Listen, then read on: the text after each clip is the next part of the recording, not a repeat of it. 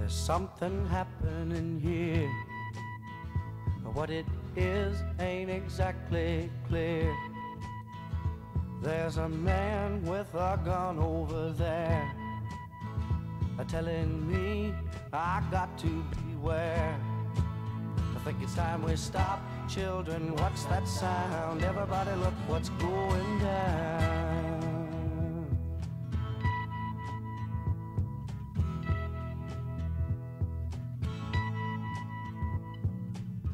There's battle lines being drawn. Nobody's right if everybody's wrong. Young people speaking their minds are getting so much resistance from behind. I think it's time we stop. Hey, what's that sound? Everybody look what's going down.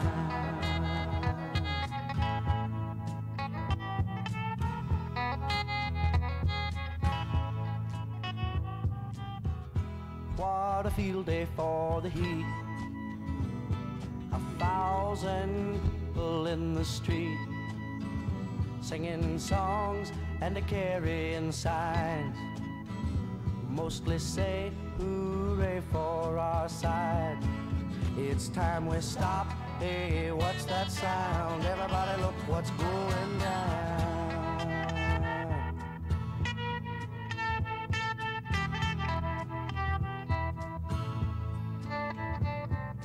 Paranoia strikes deep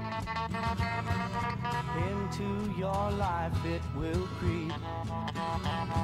It starts when you're always afraid. Step out of line, the man come and take you away.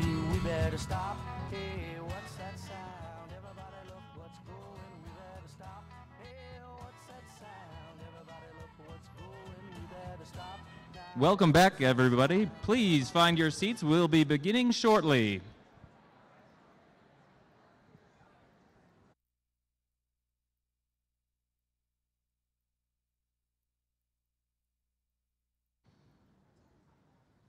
Welcome, welcome. We are about to start the second plenary session, so please take a moment to silence, but don't turn off your cell phones. Please welcome Hannah Alexander, the Colorado State Champion for Poetry Out Loud.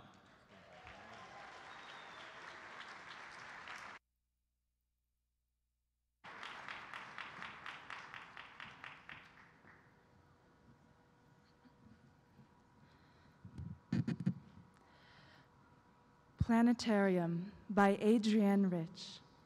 Thinking of Caroline Herschel, 1750 to 1848.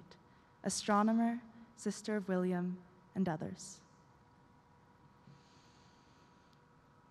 A woman in the shape of a monster. A monster in the shape of a woman. The skies are full of them. A woman in the snow among the clocks and instruments, or measuring the ground with poles. In her 98 years to discover 8 comets. She who the moon ruled, like us, levitating into the night sky, riding the polished lenses. Galaxies of women, they're doing penance for impetuousness, ribs chilled in those spaces of the mind. And I, virile, precise, and absolutely certain, from the mad webs of Uranusburg encountering the nova. Every impulse of light exploding from the core as life flies out of us. Tycho whispering at last, let me not seem to have lived in vain. What we see, we see. And seeing is changing. The light that shrivels a mountain and leaves a man alive. Heartbeat of the pulsar heart sweating through my body. The radio impulse pouring in from Taurus. I am bombarded. Yet, I stand. I have been standing all my life in the direct path of a battery of signals, the most accurately transmitted, most untranslatable language in the universe. I am a galactic cloud so deep, so involuted that a light wave could take 15 years to travel through me, and has taken. I am an instrument in the shape of a woman, trying to translate pulsations into images for the relief of the body and the reconstruction of the mind. Thank you.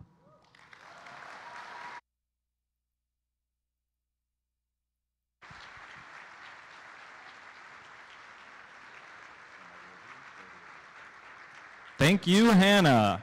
Please welcome artist, activist, and educator from Denver, Colorado, and executive director of Poetry Slam, Inc., Susie Q. Smith.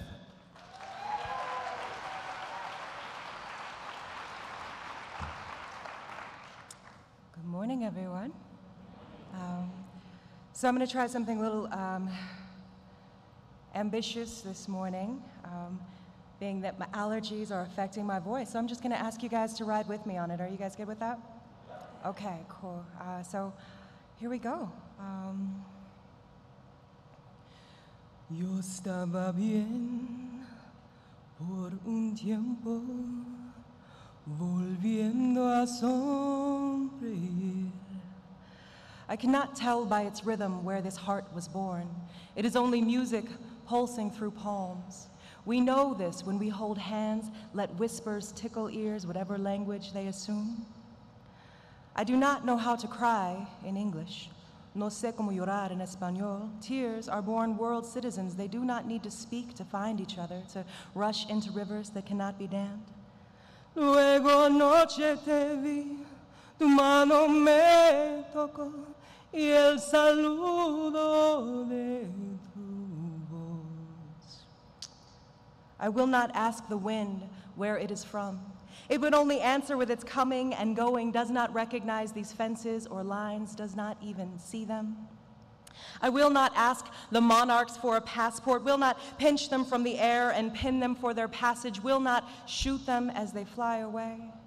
I will not shush the roaring seas beating upon the border from another nation's shore, will not pretend its origin is worth less or more. We are each of us worth our weight in water or in papeles. I will not ask each grain of sand from whence it came, will not interrogate the sediments and segregate them by shade. I will not cast a net around the beaches. I do not know how to love you in English.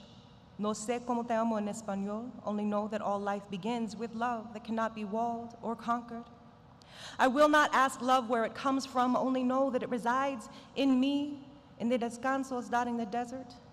I do not know what language bullets speak, have only ever heard them whisper past my head in words I do not wish to remember or repeat, would rather press palm to palm and whisper poems. Give us your tired, your poor, your huddled masses yearning to breathe free, would rather smile, warm as stew-filled belly, and break bread.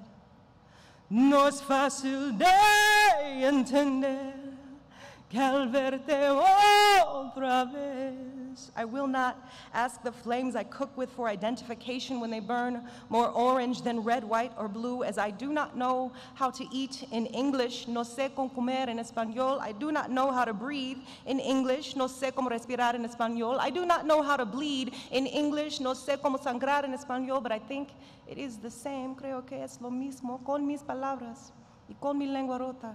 Yo trato de hablar with my words, and with my broken tongue, I try to speak. Llorando, llorando, solo y llorando. Thank you.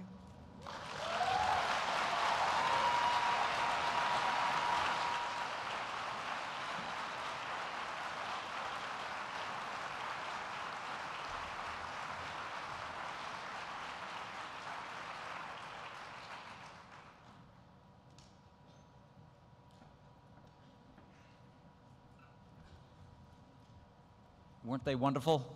Both of them.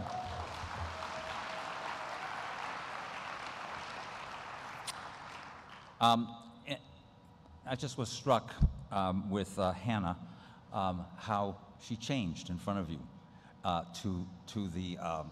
from the young lady introducing the poem to the reader of the poem. And I think that's part of the power of that program nationwide. So,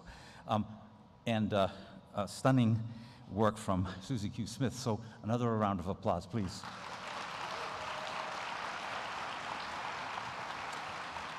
I think we've had wonderful artists, and we're not even halfway done yet. So I really think that the team here in Denver and Deborah Jordy, thank you once again for all of this wonderful stimulation that we're getting from the artists and the art here in Denver.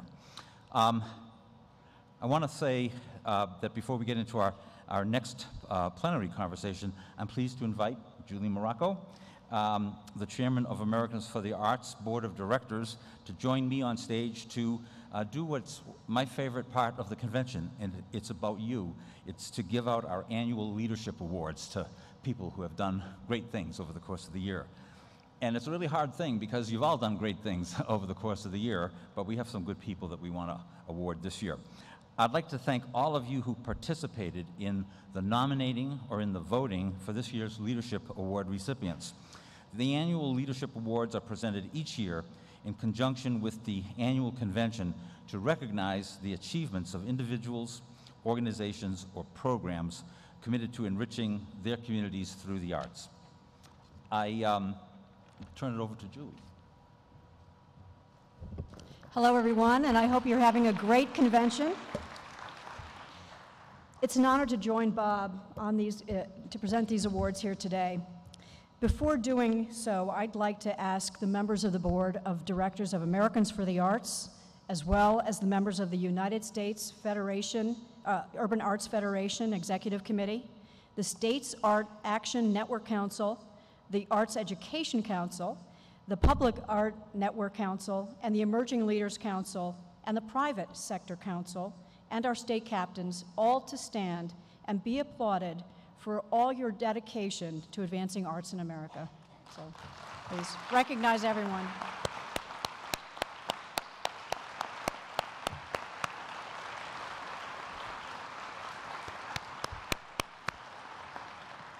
And this year there are a few more.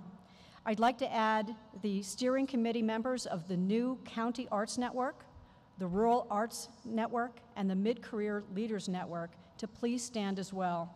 Thank you for your service.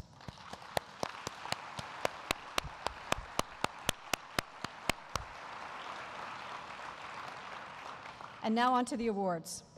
I'm happy to present the Arts Education Award, recognizing transformational leadership in arts education through strategic planning, programming, and partnerships to achieve community goals. The 2018 Arts Education Leadership Award goes to Paul Schneeweiss, Executive Director of Ingenuity, Inc. As a founding Executive Director of Ingenuity, which is a public-private arts strategy, advocacy, and grant-making entity that ensures the arts are a central component of U.S. public education, Paul has driven the most progress in Chicago arts education in nearly 4 decades, increasing arts access, quality, and equity for hundreds of thousands of students every year. On behalf of the Americans for the Arts Board of Directors and the Arts Education Network, I am pleased to invite Mr. Schneeweiss to come forward and accept the 2018 Arts Education Award.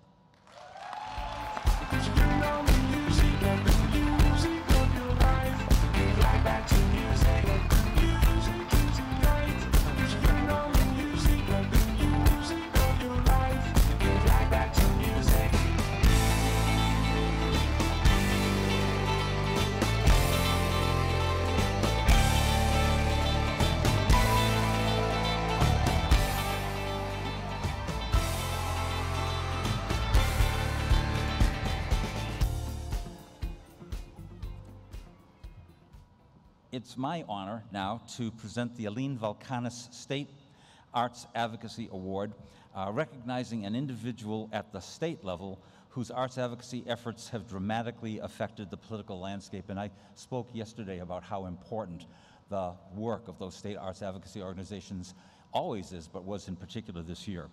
The 2018 Aline Valcana State Arts Advocacy Award goes to Sarah Gonzalez Triplett, Director of Public Policy at Creative Many, Michigan. And in her role at Creative Many, Sarah leads advocacy efforts for Michigan's creative economy and support for arts, culture, arts education, and the creative industries.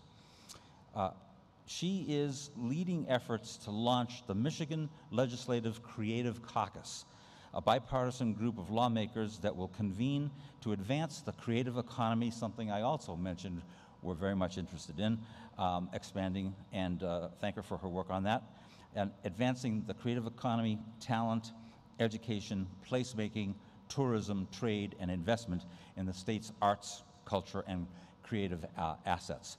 So on behalf of the Americans for the Arts Board of Directors and the Arts Education Network, I am pleased to invite Sarah Gonzalez Triplett to come forward and accept our 2018 Aline Valcana State Arts Advocacy Award.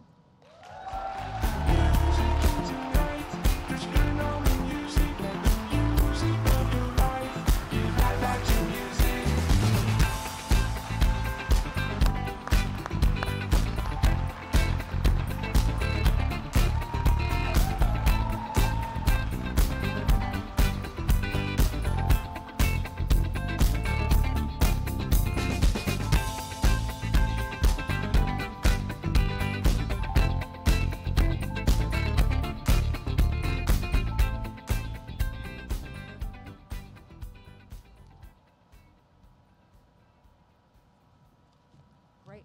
Now it's back to my turn. So now I'm pleased to present the Michael Newton Award, which is given annually to honor an individual for his or her innovation in developing arts and business partnerships and long-term achievement in effective and creative techniques to engage the private sector. The 2018 Michael Newton Award goes to William Marino, Chief Executive of the Lakewood West Colfax Business Improvement District.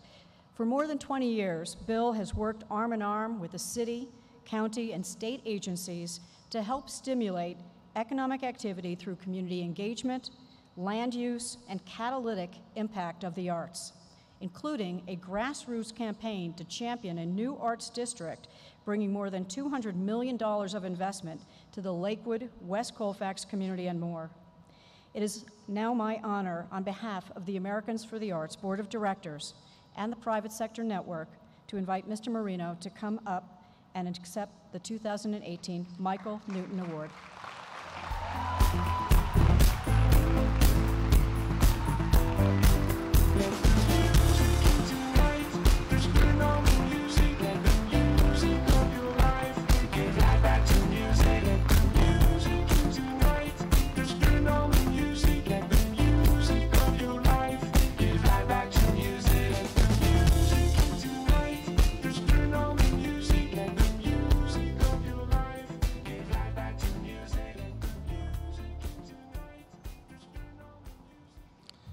So the next award is in the area of public art. Each year, the Public Art Network Award is given to recognize an individual or an organization that demonstrates innovative contributions and or exemplary commitment in the field of public art. And this award gets presented twice because we had a wonderful public art pre-conference with, Clay, 300 people? Fabulous, 350 people. It got presented there, and it gets presented here. So I was pleased to see that the Public Art Network this year selected Renee Pachaki, artist and public art consultant, as the winner of the 2018 Public Art Network Leadership Award. Renee has a storied career, as many of you know, including yeah, some of you know it very well, but as many of you know, including founding and shepherding the Pittsburgh Public Art Program to great success. She also helped found the Public Art Network, first as a staff member at Americans for the Arts. Very proud to have had her with us for a couple of years, and then as a long-term member of the Advisory Council. She now consults on public art projects all across the country and continues to drive important conversations in the public art field. On behalf of the Americans for the Arts Board of Directors and the Public Art Network, I'm really pleased to invite Renee Petracchi to come forward and accept the 2018 Public Art Network Award.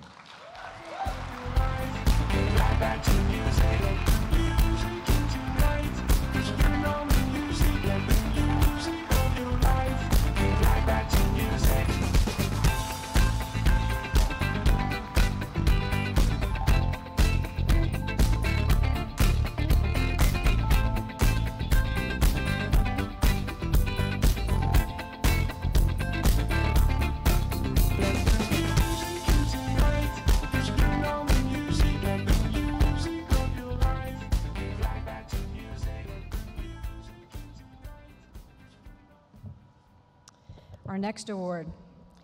The American Express Emerging Leaders Award is given each year to a visionary and a young arts leader who demonstrates an ability to engage and impact his or her community. Thanks to the generous support of the American Express Foundation, the Emerging Leaders Award also comes with a check for the winner. Before announcing the winner of this year's award, I'd like to take a moment to remember Ebony McKinney, whose leadership helped craft and shape the Emerging Leaders Program at Americans for the Arts. Ebony, who served in the Emerging Leaders Council and founded the Emerging Leaders Network in the San Francisco Bay Area, was a tireless art advocate with boundless energy who pushed through really tough conversations, particularly around diversity, equity, and inclusion. She died unexpectedly shortly after last year's convention in San Francisco, which she helped craft. We are grateful for everything she did for the arts, and we mourn her loss. And in her spirit and in our hearts, I'm happy to announce the winner of the 2018 American Express Emerging Leaders Award to Quanice Floyd, a rising arts leader who continues to drive the field of progress that Ebony championed. A public school music educator, graduate student, and founder of the Arts Administrators of Color Network, Quanice is committed to empowering artists and art administrators by providing resources and tools to advocate for access, diversity, impact, and inclusion. On behalf of American Express, the Americans for the Arts Board of Directors, and the Emerging Leaders Network, I am pleased to invite Ms. Floyd to come forward and accept the 2018 American Express Emerging Leaders Award.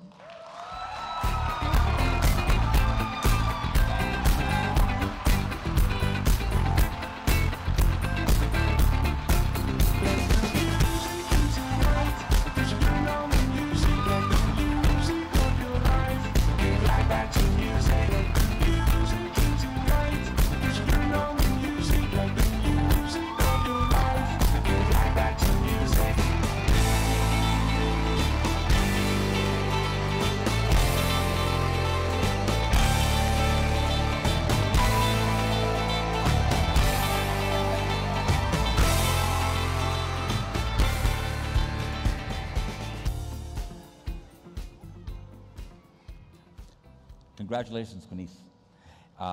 And thank you to the American Express Foundation for the ongoing underwriting of the American Express Emerging Leaders Award, and special thanks from me to our board member from American Express Foundation, Tim McClyman. Thank you, Tim. Sitting right there. Let's give him a hand.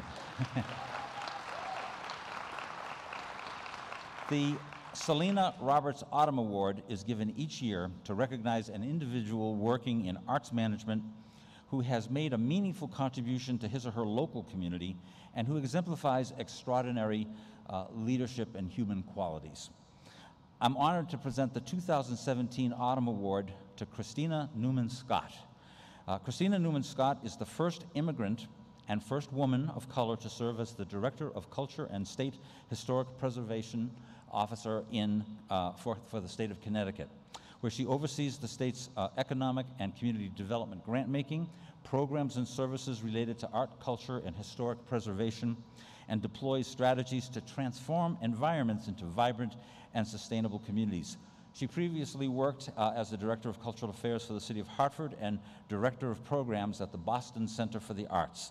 So on behalf of Americans for the Arts, our Board of Directors, and the National Endowment for the Arts, this shared award, I am pleased to invite Christina Newman-Scott to come forward and accept the 2018 Selena Roberts Autumn Award for Exemplary Leadership in the Arts.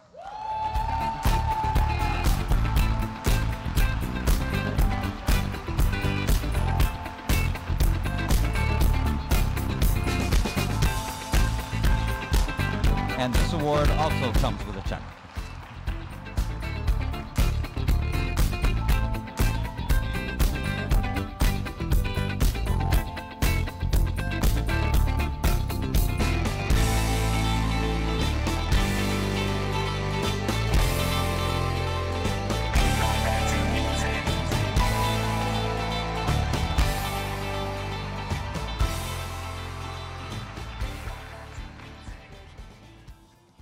And finally, our seventh and our newest leadership award, the Robert E. Gard Award for Arts and Community Life.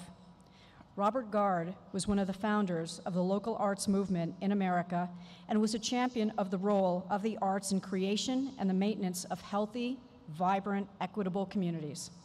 It is in that spirit that the Gard Award celebrates exemplary work at the intersection of arts and community life. It aims to raise up projects from the last year by individuals, organizations, or consortia working to cross the arts into other aspects of community life in meaningful and measurable ways. We get to share giving out this award. So every field needs its heroes and its stories. And the Gard Award aims to celebrate some of the great local work that you all are doing and bring them to a national spotlight, which is why it is entirely driven by you. Earlier this year, 40 amazing projects were submitted for consideration. A panel of 3 arts leaders, Silicon Valley Community Foundation's Toby Becerra, artist Monet Noel Marshall, and arts leader and historian Mario Gard-Yule, narrowed the projects to 10 finalists and were then voted on by you, our members. And so as we give out this award, I would also like to invite Mario Gard-Yule, Robert Gard's daughter, to join us on stage to give this year's Gard Award to the winner. Mario, can you come up and help us? So it was my great honor to know Mario's dad and count him as a mentor. And on behalf of the Americans for the Arts Board of Directors, I am pleased to see that legacy continue, to announce that this year's winning project, as selected by you, is the Community Arts Training Institute, an ongoing training program and regional network of community leaders and artists that use the arts as a tool for social change in St. Louis, Missouri, and the surrounding region as well. And I'm happy to invite Felicia Shaw, Director of the Regional Arts Commission of St. Louis, the primary partner and creator of the CAT Institute, up here to accept the 2018 Robert E. Gard Award on behalf of the CAT Institute. And while Felicia makes her way to the stage, let me tell you a bit more about the Community Arts Training Institute. Yeah, oh, by the way, this is a surprise, so she didn't know, so.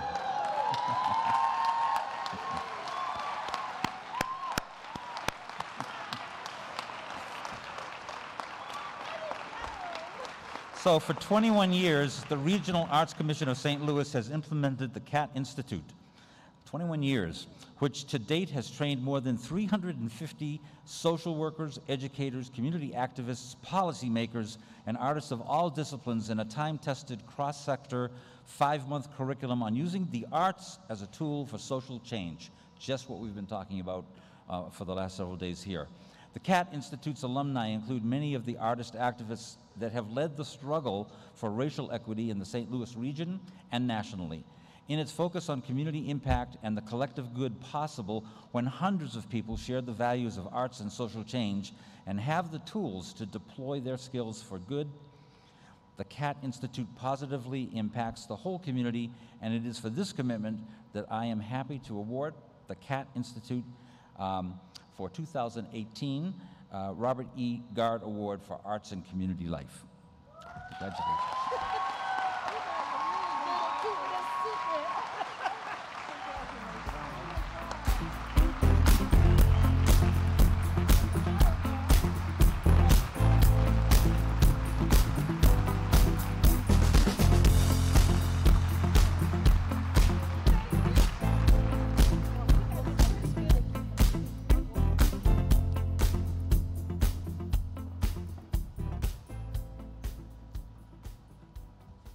Congratulations to all of our awardees, and thank you and congratulations to everybody who participated in this award process and the awardees themselves. And thank you also to our chair, Julie Morocco, for joining me on stage to give out these awards.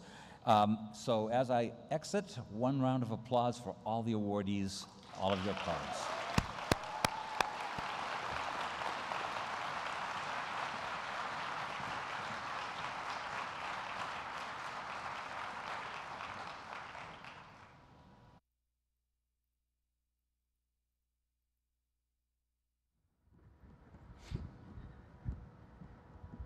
Now, it's fitting to have recognized the exemplary and amazing work that's interdisciplinary of so many arts leaders immediately prior to the session we're about to have. So once again, let's give them an amazing round of acknowledgement, appreciation,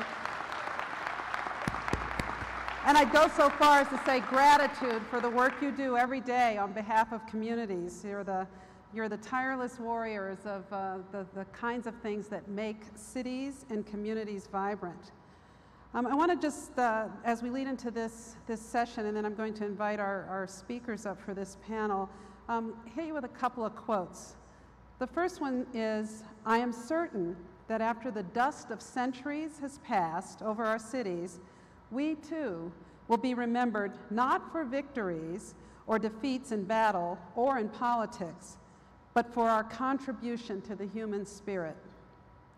And here's a second one. "I look forward to an America which will reward achievement in the arts as we rewarded achievement in business or statecraft.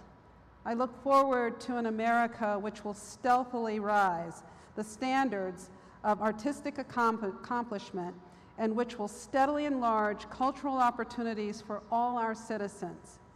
And I look forward to an America which commands respect throughout the world, not only for its strength, but for its civilization as well." Those are two quotes by our President John F. Kennedy from some years ago that I thought were particularly fitting for this next panel. And at this point, with that by way of introduction, I'd like to invite Javier Gonzalez, Randy Ostra, Deborah Garcia Griego, and Mark Folk to the stage, because we're going to get on with the next panel.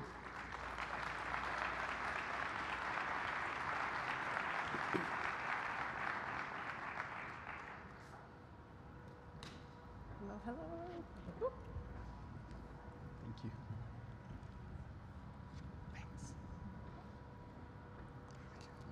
Great, let's have a seat. All right. Thank you. And we're going to start off this with a couple of short videos, one about each of the communities. So why don't we run those? At 7,200 feet, Santa Fe is home to more than 70,000 people. First settled by our indigenous community more than 400 years ago, Santa Fe has been a vortex of creativity as a result of our multicultural communities. For a multicultural city to thrive, intentional policy focus on the interrelatedness of those who call Santa Fe home is critical. People, cultural institutions, and our city government have declared that the arts will be a priority in creating a city that is inclusive for all, regardless of economic or social status, through the celebration of multiple cultures. Culture Connects is a roadmap with a focus on the arts and its relationship to every Santa Fean. We started with the Summer Cultural Passport, an invitation to our children and their families to experience our world-class institutions for free. Today, every child in our school system has a cultural passport. Kids and their families are encouraged to get their passport stamped by visiting the O'Keeffe, Museum of New Mexico, Indian Market, Spanish Market, the International Folk Art Festival, and the Santa Fe Opera, to name a few. Culture Connects is also about protecting our artists. Santa Fe is known around the world for its authentic, high-quality art, and that means we have to do everything possible to protect the integrity of our artists. The city passed the first of its kind Native American Authenticity Ordinance. Recognizing that Native art is one of the most counterfeit in the world, this ordinance requires every seller of Native American art to certify the name and origins of the artist and the material used to create the art. This protects our Native American artists and assures our brand remains strong. In Santa Fe, our cultural institutions have emanated an energy that reflects a stronger focus and a growing sense that the whole is greater than the sum of its parts. Recognizing their growing influence and value, cultural workers living and working in Santa Fe are able and eager to build a new paradigm. Because of who we are, our culture lives in every fiber of our city, and it is sustained when it is integrated comprehensively into the fabric of everyday business of individuals. Meow Wolf, an arts collective, has defined the values whose foundation Culture Connects relies. With more than 200 artists today, Meow Wolf is a global pioneer in immersive, interactive experiences that caters to multi-generational families. They employ 400 local residents who all have careers in the arts, are more socially connected to our community, and they have mobility that will allow them to increase their quality of life and wealth. When our culture lives up to its full potential, it connects people from every part of our city and every walk of life. It is complex, but inclusive. It creates opportunity, and most importantly, it is alive.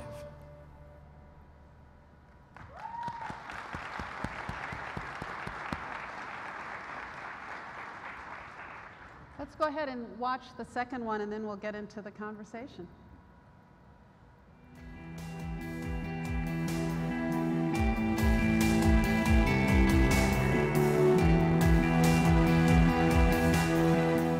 We want to be known as a city of art, a city of culture, and that's incredibly important. So aesthetics matter, settings matter. When we think about innovation, art matters. When we think about healing, when we think about mental health, all those things matter.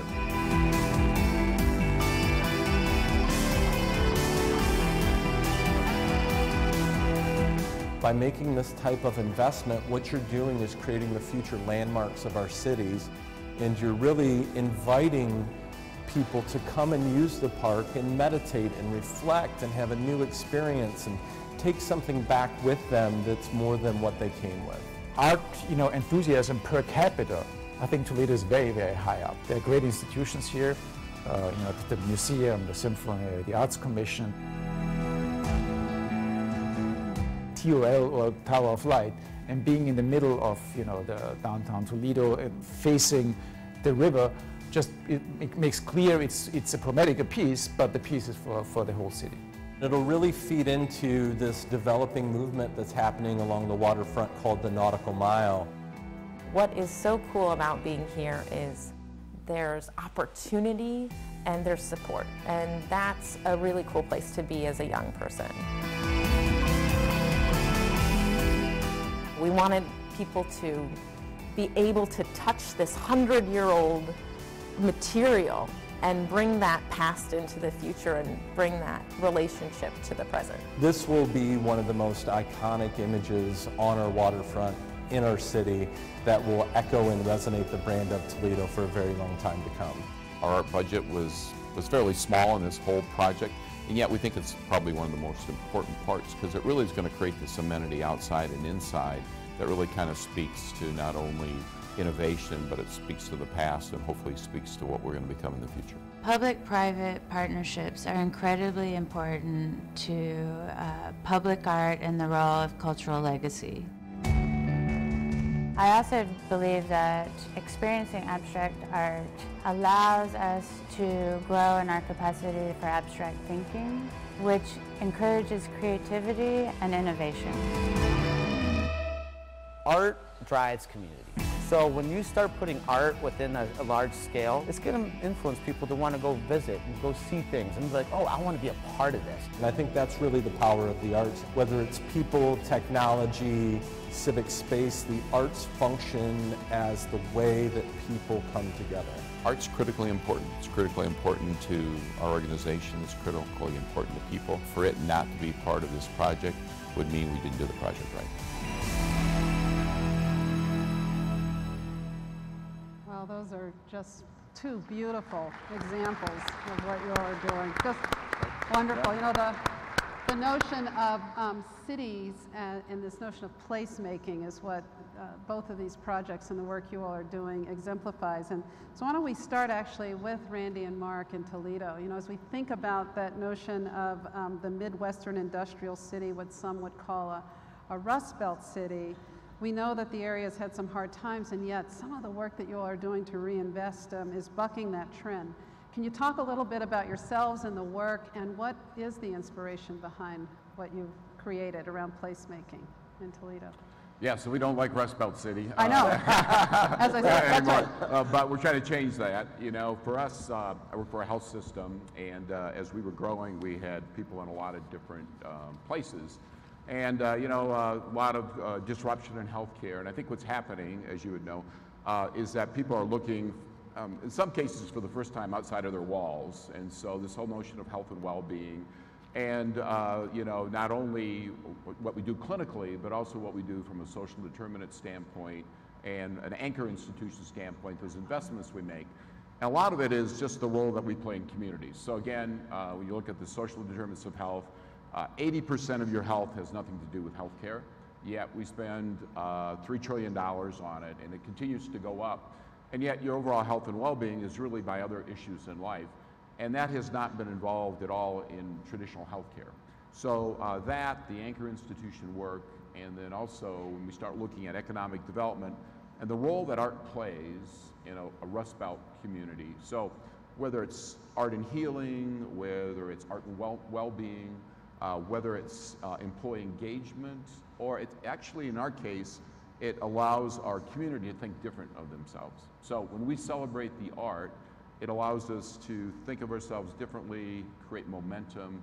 So from an organizational standpoint, you know, you look back on it and think, why didn't we do this decades ago? But for us, it's kind of the right time, and it's a right way to move our community forward. Cool.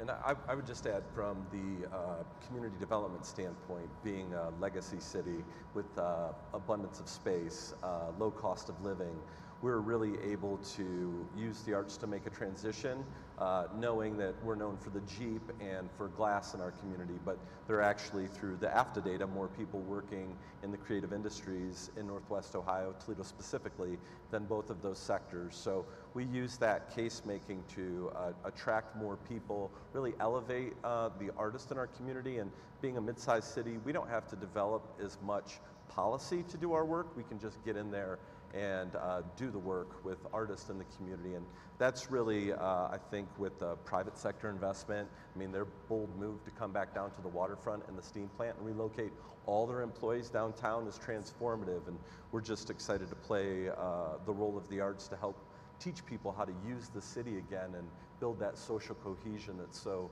powerfully available through arts experiences. And you know, it's so cool about what you both speak about, and if you haven't done much reading around shared value, the notion of thinking about business impact as well as social impact together, which is better and bigger, frankly, than philanthropy or our business outcomes that we want, or in fact, corporate social responsibility. Really think about the two together is what you're beautifully sort of exemplifying through this partnership. So thank you for that. You know, Deborah and Javier, that was a beautiful, it takes me back. I actually spent some time on Navajo down in the late 80s in the Indian Health Service, and being able to see that wonderful art and making sure that we're holding on to culture. So tell us a little bit about the work that you've done, not just because the Arts Commission and not just because the working that you've done with the Arts Commission and the Mayor's Office, but with a variety of other city departments. It's kind of cool. This is something that is happening a lot. So what advice do you have for folks, after you tell us a little bit about the why behind that, who are trying to do that work in their spaces and places as well? Well, first I want to say thank you to the Americans for the Arts for allowing us to be able to talk a little bit about Santa Fe. We're all very proud of being from the community. I'm living proof of being raised in a city surrounded by incredible art that the world knew a lot about, but I never participated in it. We were never going to the museums. We weren't going to free night at the opera. We just were completely disconnected from it. So I'm living proof that a local Santa Fean's life could be transformed through the arts, but also critically important as a city leader, as the mayor of the city, recognizing and understanding the relationship between the arts and the people who call Santa Fe home was a very powerful moment for me. And I want to acknowledge Deborah Garcia-Griego, who's our incredible arts commissioner, and thank all of you for the work that you do, because it was through her mentorship, through her advocacy, that helped me understand as we confronted some very pressing social issues that the arts could play a critical role. And in our community, Santa Fe, with this beautiful multicultural presence for longer than 400 years, we are experiencing some very difficult social challenges. 30% of our children will go to sleep hungry at night. 43% of our kids are being raised in economic insecure families, which means both parents are working, but neither are working full time. We're seeing through poverty, isolation between people and their community and economic opportunity. And it's just very, it can be daunting to figure out how do you begin as a city to pull people together to create opportunity. And through the relationship with the arts, what I found very quickly was that when Deborah and art leaders were at the table, having conversations about building a creative economy became much more exciting. Having conversations about assuring that kids stay in school and that they're able to thrive and to grow, having the arts at the table became really exciting and very doable.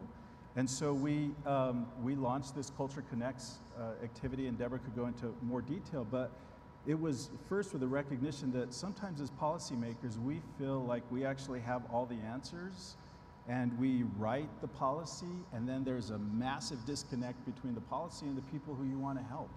And what I love most about the Culture Connects process is we actually went into neighborhoods, into communities, and we began the process with people who live in our city that are most disconnected, whether it's economically or from the arts, to ask them to talk to us about what culture meant to them, what they needed from their city. And it was sobering. It was very tough to read the responses because people were honest about the fact that they didn't feel a relationship with the city. They didn't feel the opportunity existed. They didn't feel that there was an invitation to actually participate, and they weren't valued. And it's tough when you're a city leader to have to hear that, but we needed to hear it. And then that's where the role of Deborah came in, and the Critical Arts Commission, to begin to develop this strategic roadmap so that we could begin to create that inclusion, create that connectivity, that empowerment that for so many in Santa Fe they've enjoyed, but for many of us never recognized the role that the arts could play. And so it's exciting, because even as we speak now, the Santa Fe Opera, this incredible institution that's known worldwide, it generates more than $200 million in economic activity for our city. They are in a part of Santa Fe that is experiencing the highest poverty and the most disconnection from our city, and they're creating performances in our libraries. And that's exciting just from a start to see that response happening and that relationship beginning to happen with the arts. Yeah, so it's kind of cool to think about this notion of a tale of two cities, right? Within our own cities. And it sounds like, I'm going to make up the story and you'll fill in the blanks, but the idea of even having someone with a sense of the importance of art and creativity in boardrooms, whether it's city council rooms or others, what it opened up in terms of your leadership and your teams to think even differently about solving problems, let alone this notion of bridging. So chat a little bit about the why behind that, and tell us about what drives you. Well, I mean, you're absolutely right. To have somebody in the leadership position of the city say to you as the leader of the Arts Commission, I want you to be a part of solving our biggest pressing social challenges. And what do you bring to the table? It's truly a once-in-a-lifetime opportunity. And to also have a leader that was open and patient enough to listen to the process that needed to happen. Because when he says, you know, we started at community, we actually started in kitchens. I mean, we went into people's homes. They welcomed us in to talk about culture and talk about what was important to them and talk about how they felt about their community, which I don't think a lot of civic leaders have the patience to start literally at the ground level. And we were really lucky to have Dr. Esteban Rael Galvez, who helped craft the process. So it was multidisciplinary, it was multiple learning styles. And really what we found along the way is people were anxious not only to participate in the acknowledged arts institutions in our community, but to have a sense of the inherent value of their own cultural expressions. They wanted to go to the opera knowing that the way they expressed their culture was as valued.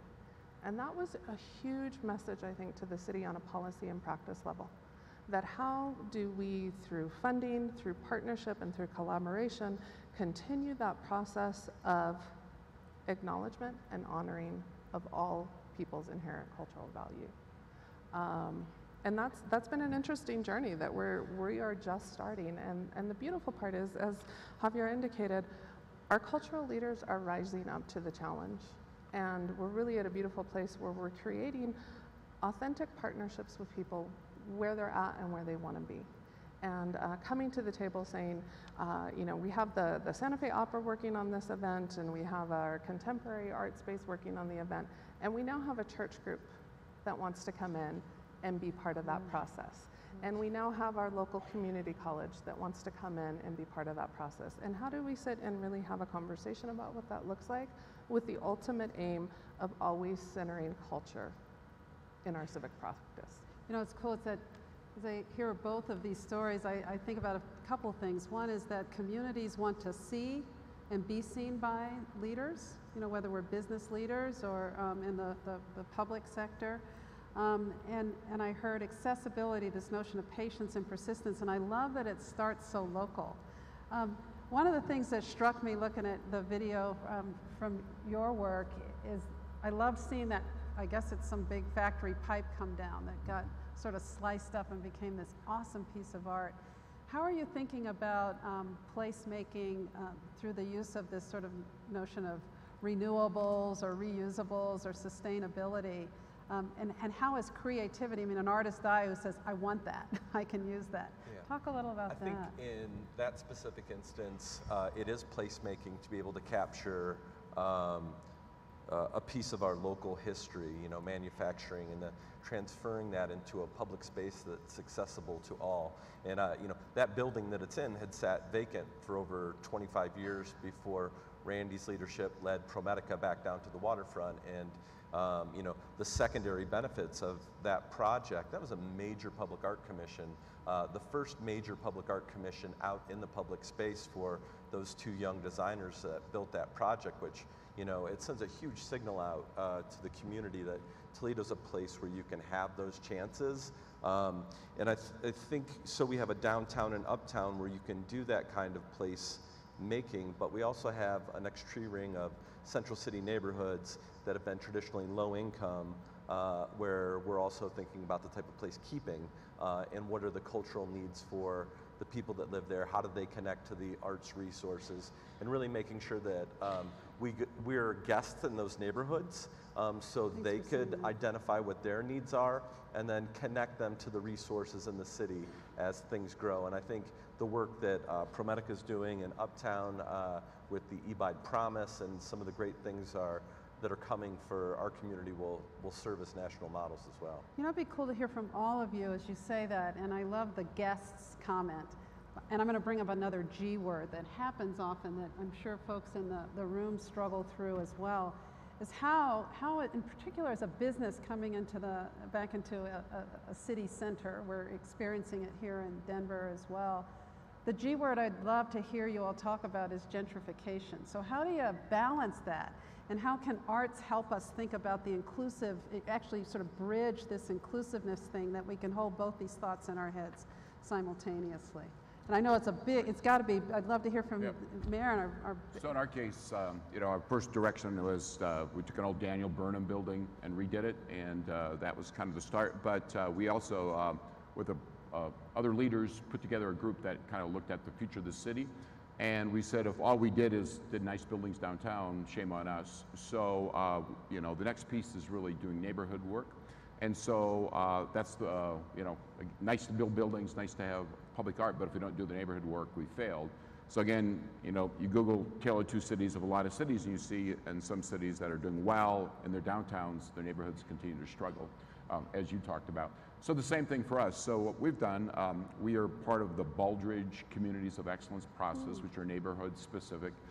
We were fortunate to have a donor and a few others give us $50 million to do what we call the eBide Promise, which is more of a kind of Harlem Kid Zone approach. We're partnering with LISC in that same neighborhood throughout our whole area with a $35 million loan pool for minorities and women-owned businesses, as well as grants.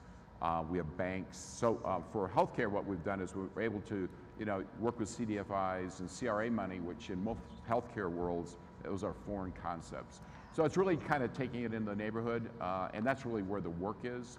It's long work, it's hard work, but we've got a broad-based community group going through this, it's a new part of Baldridge, these communities of excellence. And so we've got a task force looking at, we're gonna go neighborhood by neighborhood, and we've got different things that we're working on. We're actually trying to turn our philanthropy, instead of bricks and mortars, traditional healthcare, to more of this type of work. And we're seeing people respond more positively to this kind of work than actually they did, like, help us buy a new CAT scan or something like that. So it's really positive, and I think it's kind of how you begin to think a little bit about your community, and especially as we try to think about the issues in our neighborhoods. That's so cool. Javier, I think for us, you know, the Santa Fe Plaza has been the historic place for Santa Fe. It's what people most recognize. It's where the iconic buildings are. It took us to recognize that there is so much more to Santa Fe than just the plaza, although it's important for historical purposes. But when we started to broaden our belief and recognition that arts and culture is in every fiber of our city and throughout it, we started to see some incredible things happen. George Martin bought an old bowling alley that sat vacant for 25 years, and these artists that struggled to just be recognized, that we're talking about this experiential art that nobody really understood, stepped in and they built the House of Eternal Return. Today, Meow Wolf, in this vacant bowling alley, will see more than 500,000 visitors come through its doors experiencing this very high quality art. And that's an area of Santa Fe that's not part of the downtown historic plaza. And then the rest of the jobs that have been created as a result of Meow Wolf are in a area that, through census data, is one of the higher poverty areas that exist, but now these arts and cultural workers are starting to be in that area. And so to build cities that are inclusive for mayors, we have to think about design and think about the relationship that people have with one another, with their economic opportunity, with their educational opportunities, and then of course through the arts, which is one of the areas that people told us loud and clear is that we don't want to go to the plaza to have to experience the art. We want them to come into our neighborhoods, or we don't want to have to go up to the Santa Fe Opera because for whatever reason, we want to be here. Or what emerged out of this is lowrider culture, which we grew up with, we saw, but it came up in such a powerful way that the Museum of New Mexico and the city sponsored a lowrider summer. I love it. And what was amazing out of that is they curated this great exhibit at the Museum of New Mexico, where I can tell you not a lot of local people, unfortunately, spend enough time going in through our cultural passport. We're starting to see more of that happen. But when the lowrider culture was presented there, we saw kids and families standing in line to go in and see that, and the pride that came from them, that lowrider culture was prominently featured in our incredible museum system, was transformative for them. And what grew out of that was more lowrider parades and, you know, people being excited and showing up and cheering them on and seeing this as art and tradition and heritage and community, and elevated up on a status that the city really just got behind, as opposed to just kind of being, yeah, there's lowriders there, and kind of marginalizing it. Now it's become front and center of who we are, and that's a very authentic, non-commercial type of emergence that came out of this ability to just step back and recognize that beyond place, where people live, it becomes critical that the arts begin to intersect into their daily lives. You know what I hear, and then I'd love to hear from you, Deborah, and oh gosh, I just lost it, Randy and Mark. What I hear in this is bringing the, and we've done some of this work. I actually serve on the Botanic Gardens board here, which has a huge arts and culture part. And when asked as the board chair from Brian Boat, the CEO, a few years ago, what are your dreams? I looked at him and I said, Brian, I want this to be a place for all people. Because I look around and I see the stroller ladies, the mommies, and not this notion of this being a place and a space that has the ability to open vistas for folks. And what I hear in this is letting go of your notions of what art is. So talk a little bit about that, and culture is beyond art, but also culture. And were there struggles in any of this? I'd love to hear from you two about that a little bit. Yeah, I mean, I think the part of town where Male Wolf is located is also the epicenter of the lowrider community in Santa Fe. It's the industrial area, it's where the auto body shops were, it's where the unpermitted spaces are. And so recognizing both the value of Meow Wolf, but also its potential to be a force of gentrification, we've invested time and energy and money into working with the arts organizations that were there before Meow Wolf, working with the lowrider communities, working with those warehouse spaces to develop identity and presence in that neighborhood to hold that space. And that's definitely a challenge. And what's been beautiful is Meow Wolf has known the moments to step back and be in the background of that process, and when to step forward and be a partner in it. And you're right, it is about letting go of your notions of what is art, what is culture, what is expression, and listening, being invited into those spaces and listening to the community about what they want. Wise Fool is a circus arts company that does a lot of work around social justice that's also been in that area for a long time. And they're one of the first places I call when I want to do, you know, when we see an opportunity to do a program, because they're embedded in that community. They understand the community and they understand the positive and potential negative implications of the work. And so you have to develop those allies out in the community that know better than you. Any thoughts on that? For us in Toledo, a lot of the neighborhood work that we've been pulled into as a cultural CDC is because of the utter complete collapse of community development corporations due to issues with funding housing through CDBG grants. And it's really allowed us, with the support of LISC, Lynn McCormick's here, Randy's now serving on their board nationally, to make some investments in the neighborhood, to use arts on the people's terms, to design what they want to come together, to begin to build the social cohesion so they can elevate their own issues and then tie that back into the power systems of place. So it becomes using the arts to facilitate resident-led redevelopment of neighborhoods, which I think is the only way that's truly sustainable. And you know, I think one of the things you're talking on a little bit is how do leaders use their influence to make folks aware of what's there. And again, we have a great ally in Randy. I couldn't get the top 10 CEOs to jump on a bus with me to go out and visit creative spaces in my community.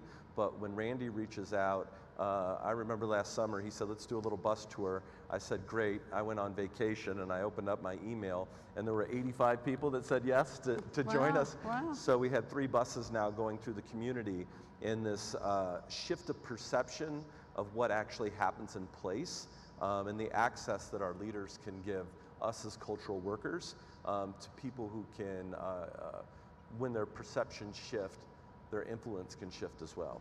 I wanted to add one issue on the gentrification issue, which I think we can all relate to, is that the wounds are very, they're very present in Santa Fe. The idea of this tale of two cities, this, the legacy families all grew up in this historic district close to the plaza. As Santa Fe was discovered, prices went up and they moved south to the southern part of the city, and there was that disconnection begin to happen over time, and the animosity that exists even today as we take this towards anything that has to do maybe with the arts in the downtown area, or people who supported or participated, the us against them, the Hispanic versus the Anglo, the wealth versus the poor.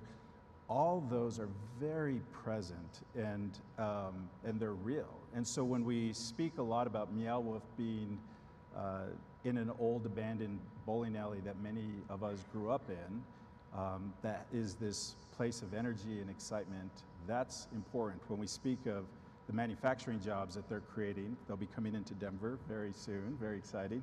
But that location where they picked is a former manufacturing facility. That's one of the highest places of poverty. So the need to move into neighborhoods that have been displaced and are struggling just to be able to make ends meet, and to be present in a way that not only creates economic opportunity, but elevates the quality of life, the belief that they truly are valued and are part of a community because there is intentional policy that takes the arts where they can participate, or lets them define what culture is, and then the monetary solutions follow and the program solutions follow, is critical, because this division, the wounds that exist through gentrification are very real, and it's going to take time, monetary policy, the arts, leaders at the city level. And so for all of you who have a relationship with your mayors, great. If you don't, go get one, because the mayors can make a difference in saying, this is what we're going to do, and this is how we're going to do it.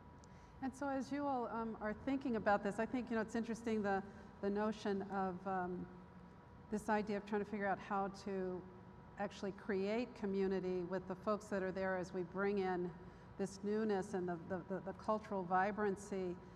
How are you thinking about this from a business perspective? And what's behind the question is, we're thinking about at Kaiser Permanente this idea of being an anchor institution. I love that you're using that language, the meds and the eds, as we say.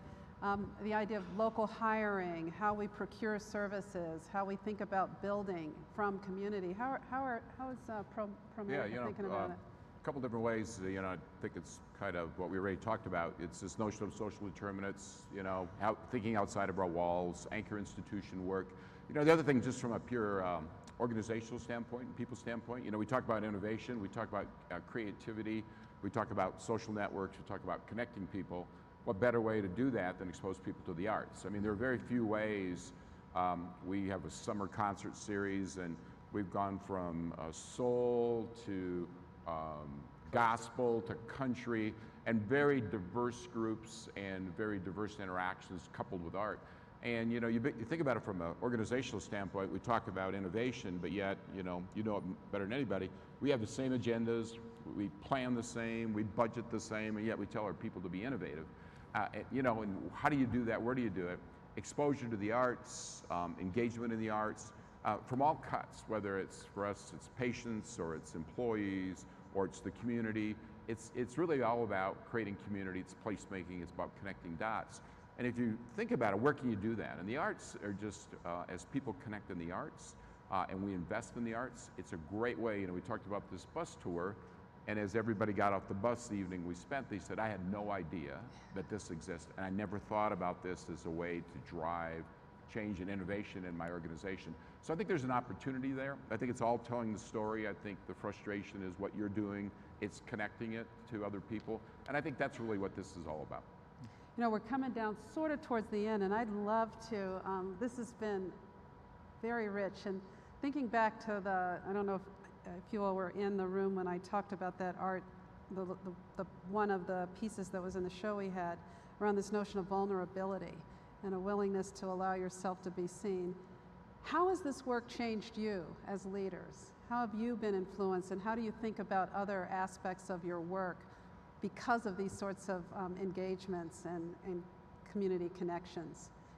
So why don't we start down there? Well, work our way down.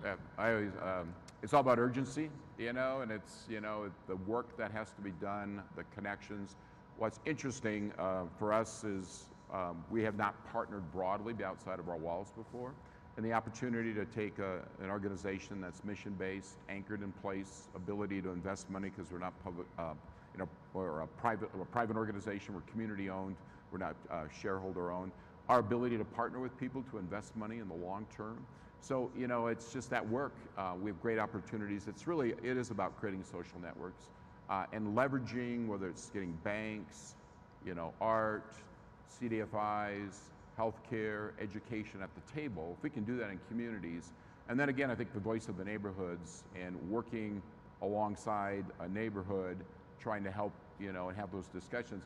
I think that, more than anything else, I think what's changed us is probably a regret we didn't do it sooner, and now that we're thinking about it, this idea that we need to move at a quicker pace. Are you seeing changes within your organization and your own culture because of this work, and you, especially as Absolutely. the CEO? So the number one reason doctors tell us they join us is because of our work in social determinants and anchor institutions. That's the mission Amen. basis of what we do. It's meaning in life, and that, as we shouldn't be surprised, that's what appeals to people. Awesome. Yeah, how's it changed? I'd take it down to the micro level and shift what leadership means and who is the leader. We quickly learned to stop saying going into neighborhoods to we ask to be guests. And when we're doing our neighborhood work, we're actually identifying young leaders in the arts that are originally from those neighborhoods or still live in those neighborhoods. And then we're putting our administrative resources behind them. So we're you know, growing their capacity, but they have authentic relationships that we could never cultivate. So I think you know, it's macro and micro all the time, you know, in the macro ways that Randy talks about, but also as a local arts agency leader, to know who should be leading and to maybe, if you are leading, lead from behind. Yeah, perfect, thanks. I think for public policy leaders, there has to be a willingness to take risk, and when you're in politics, that's a very hard thing to do. You have to be beyond the just transactional, like I'm going to get the votes for this, and really try and think long term on how you be transformational and how you use the arts in that area. And I'll just go back into the whole Meow Wolf phase, is that none of us knew what this was. They knew it, but we didn't know it, and I had to, these group of artists, they got involved in my campaign, and I really felt responsible to support them, even though I didn't know what the House of Eternal Return would ever be. And part of my mind was thinking, oh my God, this is going to fail. How much political capital am I going to lose on this? And people are going to say I told you. And then the other part was like, you've got to actually believe and invest in artists if you're going to see exciting things happen. And you have to be vulnerable, and you have to be willing to accept failure, not so much by the artist, but by our own expectations as a city in what we say is successful versus not successful, and really just have to let it ride in that space. And I think we're seeing more of that, but the big lesson and the takeaway is take risks, invest in your artists, put your money where your mouth is, and let it, and enjoy, just enjoy, right? It'll be awesome, it'll be a great experience. I love it, enjoy. Yeah. What would you say? Do you see why I love working for this man? Yeah, I think I got to move to Santa Fe. Sorry, Denver, I'm out. You know, I think for me, it has increased my resolve more than ever. I mean, we're living in very turbulent times. The work that I've committed my entire professional life to, and really conveying to those that work for me, that work with me, and that lead me, that it's really an honor to do this work. People develop cultural practices as a form of sustainability and resiliency through difficult times. And when you can see that on a community-wide level, and the potential for culture to truly connect and create change collectively. It is sustainability at its deepest core, and it's an honor to get to be involved in that process. Cool. So, you know, and so first of all, lest that somebody call Mayor Hancock, my buddy Michael, and say Jandel said she's leaving. She's not. The Denver folks I'll let him in know here. when I see him. Don't exactly. tell him that. He'll punch taking you me. to Santa Fe. He'll too. punch me. No, actually, I'm ready to get on a plane and go to Toledo and just see things too. I mean, I think that's the beauty of being able to talk about placemaking the way we have. You know, as I summarize what I heard in this, the beauty of the arts, as we talked about even in the earlier session, to be this amazing equalizer, leveler that makes people lean in, belly up, explore curiosity, and most importantly, see each other in the work, is what you all have, and what cities and leaders in business, in the public and the private sector have the opportunity to kind of lift up and then translate into actually making vibrant, vital communities. So I heard things from a leadership perspective that's required of us who do this work around being accessible. And I don't just mean that your door is open, but that your heart and your mind is open and you're willing to have your notions of what's right challenged. This notion of patience and persistence. We come as explorers, to use the Star Trek thing, this notion of you come as guests. Partnerships, certainly a lot of courage, both in terms of the risk-taking, the willingness to potentially both fail, to lay yourselves out there and be very vulnerable and just go with it and let it just happen. I heard from all of you, and in particular, Randy, as I think about this notion of leading from the top, the middle, and the bottom, which is what it takes. And recognizing that, you know, what you're all talking about without having necessarily said it is that you view communities as places teeming with assets instead of deficits. Heard that loud and clear in this work.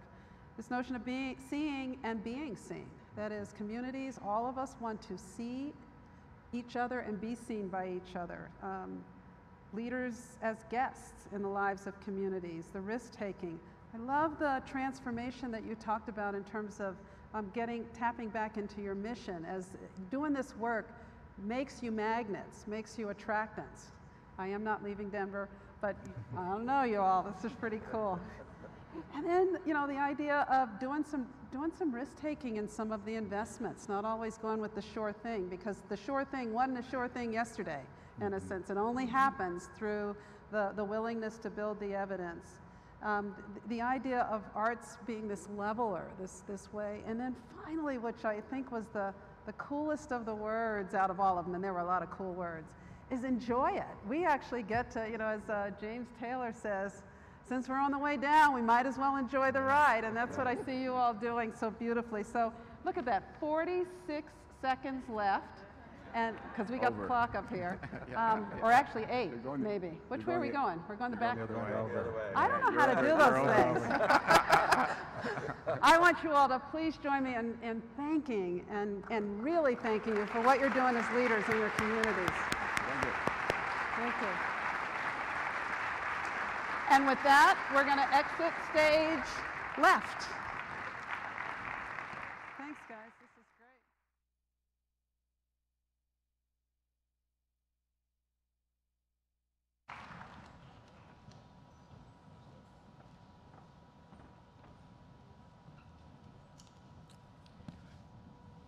What an insightful dialogue, a rich dialogue. Thank you so much. Really, really valuable. And you know, I want to thank Jandel Allen Davis, Mark Folk, Deborah Garcia Igrigo, who proudly serves on or we're very proud that she serves on our board of directors, Randy Ustra, Mayor Javier Gonzalez, earlier Julie Morocco, Susie Q. Smith, Hannah Alexander, and all of our leadership awardees. So that's a lot of people in a short period of time. Can you do a round of applause for all of them?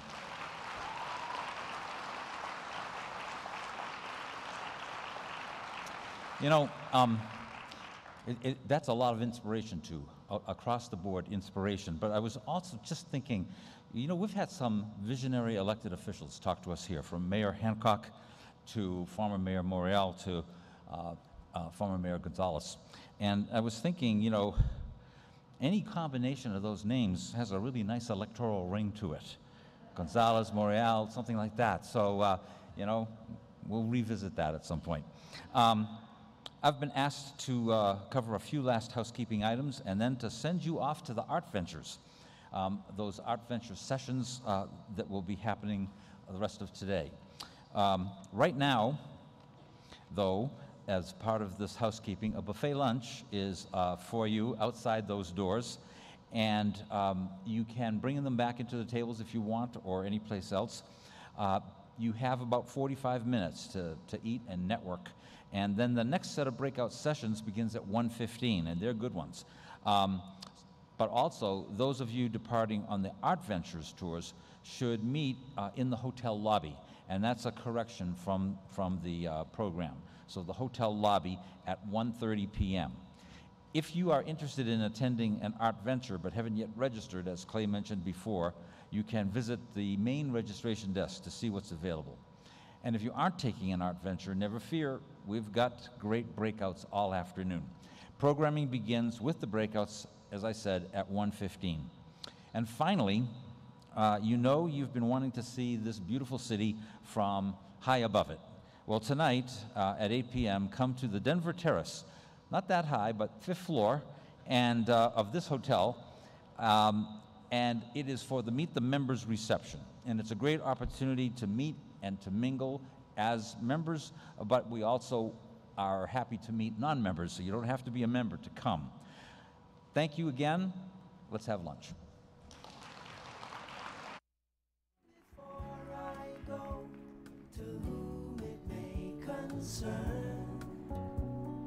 Traveling twice the speed of sound.